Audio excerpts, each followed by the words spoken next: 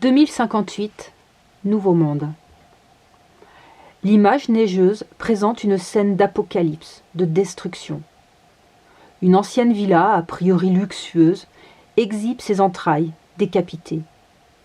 Sous les débris, des pièces de liner bleu turquoise laissent deviner les restes insolents d'une piscine. Des fumées noires, éparses sur la ligne d'horizon, contribuent à rendre encore plus oppressante l'atmosphère. Pauline n'entend pas la fin du commentaire. Le tableau vacille quelques secondes, se brouille, puis le téléviseur s'éteint. Elle soupire. Les nouvelles du monde arrivent au compte-gouttes et de manière imprévisible. Tout est sans dessus-dessous.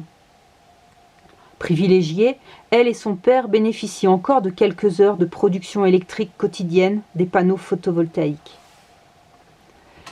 Ce 21 mai 2058, à Bari, sud-est de l'Italie, aurait pu être une journée ensoleillée ordinaire. L'attaque est terminée, et des silhouettes émergent des décombres. Hagardes, elles errent à la recherche d'un proche, d'objets enclins à les raccrocher au passé. D'autres investissent les immeubles susceptibles de leur procurer eau et nourriture. Il n'y a plus d'approvisionnement depuis maintenant 5 jours. La chaleur et ses 42 degrés accablent.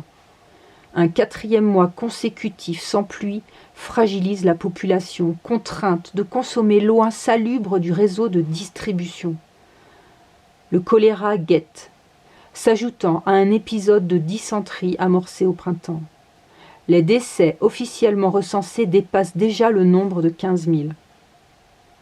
Comme toute ressource qui se raréfie, l'eau est une fois de plus au cœur des tensions entre l'Italie, la Grèce et la Turquie.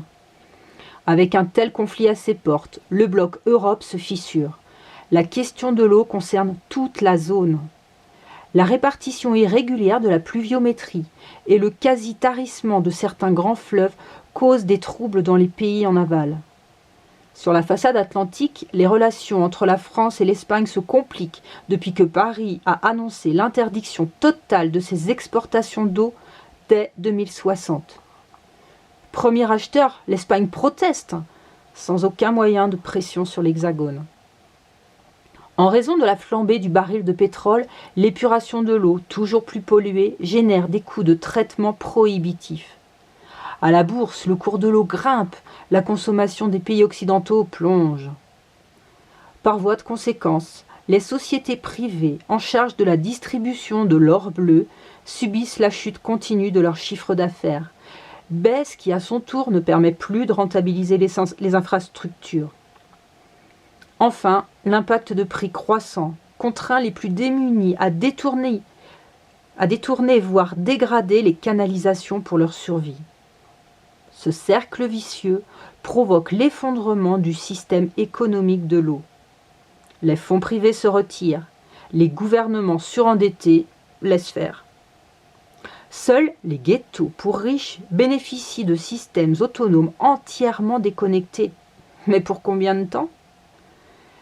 Dans ce contexte, la question se pose de la même manière pour l'installation des stations de désalinisation en Méditerranée. Qui paiera ? Depuis des mois déjà, la Grèce et l'Albanie sommaient l'Italie de maintenir ouvertes les vannes des aqueducs sous-marins. L'Italie, après quelques échanges houleux, refusa, net. Elle prétexta la proximité de la Yougoslavie où une meilleure gestion de la ressource garantirait l'approvisionnement. Malheureusement pour cette dernière, la politique de l'eau se gérait désormais au Kremlin. Comme les Roumains, les Yougoslaves préféraient dorénavant l'ingestion de la grande puissance russe à la pénurie énergétique et au chaos. L'Italie, quant à elle, n'avait pour seule option que la rupture pure et simple de la fourniture à son plus proche voisin. Un nouvel hiver, pauvre de précipitations, imposait le maintien de stocks stratégiques, et ce, pour répondre à la détresse des citoyens et éviter ainsi toute flambée de violence interne. Rome ne pouvait s'embarrasser d'un autre peuple, tandis que le sien menaçait de se soulever. Dès le refus, le président grec ordonna l'utilisation de la force, ultime moyen de garantir le maintien de son gouvernement au pouvoir et la relative cohésion nationale. Malgré leur infériorité tactique, des bâtiments militaires grecs lancèrent les hostilités, déclenchant une riposte italienne immédiate. Depuis, un incroyable désordre s'emparait des deux nations. Des marées humaines noyaient les routes en marche vers le nord, avec l'espoir de trouver de meilleures conditions de vie et d'échapper à la barbarie des pilonnages, aux pénuries généralisées. Les migrants n'étaient pas organisés pour affronter une telle débâcle. La dernière guerre datait d'un siècle. Le comportement belliqueux d'un voisin du même continent traumatisait la population. Une telle épreuve n'était même pas envisageable. Et pourtant, il y a encore 20 ans, l'existence en ces lieux rimait avec quête de confort, de bien-être, de plaisir. En Italie, plusieurs étés et hivers trop secs avaient contrarié la reconstitution des nappes phréatiques. Conséquence des mauvaises récoltes, les prix se stabilisaient à la hausse. Il devenait alors difficile certains jours de se nourrir. Conjugué au peak oil atteint dès 2009, selon le Pentagone, la fin du pétrole bon marché sonnait la hausse du coût de tous les biens de consommation courants. Petit à petit, on rognait sur le confort. On vendait ces appareils électroménagers. Des familles se regroupaient pour investir de petits appartements. Certaines plus chanceuses rejoignaient la parenté à la campagne. L'insécurité en ville s'inscrivait dans la logique des choses. Les habitants n'avaient pas perçu que cette transition vers le déclin leur était dictée par la globalisation et non plus par les décisions politiques locales. En effet, ne sachant plus qui produisait et quoi, qui payait, qui transformait et avec quelles ressources, à la première tension sur le marché, le système économique s'emballait. Une première alerte en 2007 illustra ce mécanisme avec la première crise alimentaire mondiale qu'ait connue l'humanité. Suite aux terribles sécheresses de 2020, le gouvernement italien avait fermé ses frontières sud face aux marées libyennes et tunisiennes qui débarquaient sur ses côtes. Le manque d'eau, d'aliments et les épidémies décimaient l'Afrique. Les guerres impitoyables que se livraient ces peuples alourdissaient les bilans humains. Les villes désertées, le bétail sacrifié, les derniers Touaregs survivaient à proximité de rares oasis où quelques plantes précieuses prospéraient.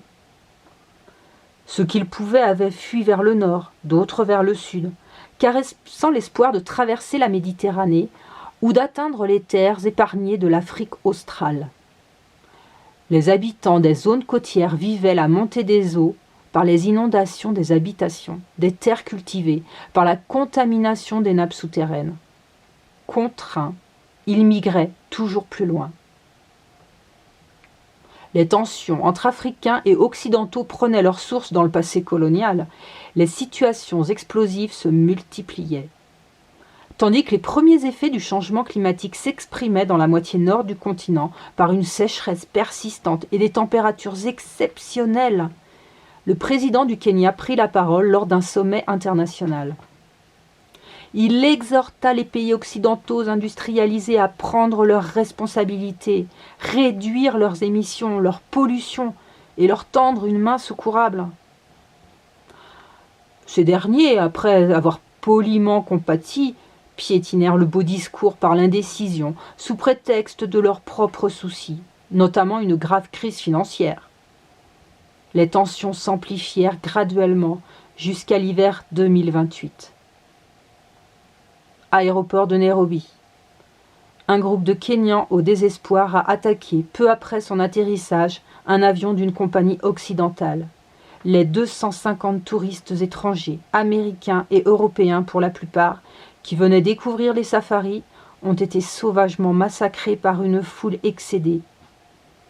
Acculés, dépouillés, souffrant d'une terrible misère, les Kenyans ne tolèrent plus ces opportunistes considérés responsables de leur malheur. L'Afrique, devenue terre de convoitise, source de l'agrocolonialisme, avait contribué elle-même à l'accablement de ses compatriotes. En acquérant les grands espaces africains, la Chine en tête, l'Inde et les pays du Golfe dépossédaient les paysans locaux pour promouvoir une agriculture industrielle exportatrice où les bénéfices se concentraient entre les mains des multinationales. Les paysans locaux, spoliés de leurs terres, vendus ou loués par les États corrompus, n'eurent d'autre recours que s'unir et se battre. En méditant sur tout ce gâchis, Pauline essuie une larme qui roule sur sa joue. Jeanne lui manque plus que jamais. Elle pense si souvent à sa maman disparue en 2023. Une leucémie d'une forme aussi foudroyante qu'inhabituelle l'avait emportée à l'âge de 48 ans. Alarmés par le nombre de décès inhérents à cette pathologie, les pouvoirs publics diligentèrent une enquête qui incrimina un pesticide des années 80. Le produit retiré en 1993 présentait la singularité de s'accumuler au niveau des globules blancs, telle une bombe à retardement. Jeanne comptait parmi les victimes d'un système productiviste. Malgré les fruits et légumes bio consommés par la suite, le poison, stocké dans l'organisme, attendait son heure pour agir. Pierre, très affecté, gardait une immense amertume envers les responsables de ce désastre humain. Il avait songé à abandonner son combat, mais sa fille chérie lui redonnait raison, force et joie de vivre. Pauline, 52 ans à présent, et Pierre se pose désormais en spectateur d'un cataclysme tant annoncé. Assis à côté d'elle dans son fauteuil élimé et rafistolé, Pierre somnole dans la chaleur de l'après-midi. Pauline le regarde et ne peut retenir un sourire attendri. L'air apaisé, ses lunettes relevées sur la tête, quelques rides sur le front, la bouche entr'ouverte laissant glisser un léger ronflement, sa physionomie ne change pas. Il fêtera bientôt ses 82 ans, et toujours cette vivacité d'esprit, cette capacité d'analyse, de rationalisation des faits. Avec encore toute sa tête, il se plaint juste parfois que son corps l'abandonne. Que deviendra-t-elle sans lui ? Une nouvelle angoisse l'assaille. Elle n'a pas su construire sa vie, elle n'a pas pu. On ne lui a pas laissé avoir sa vie. Elle serre les poings, ferme les yeux et revit son adolescence.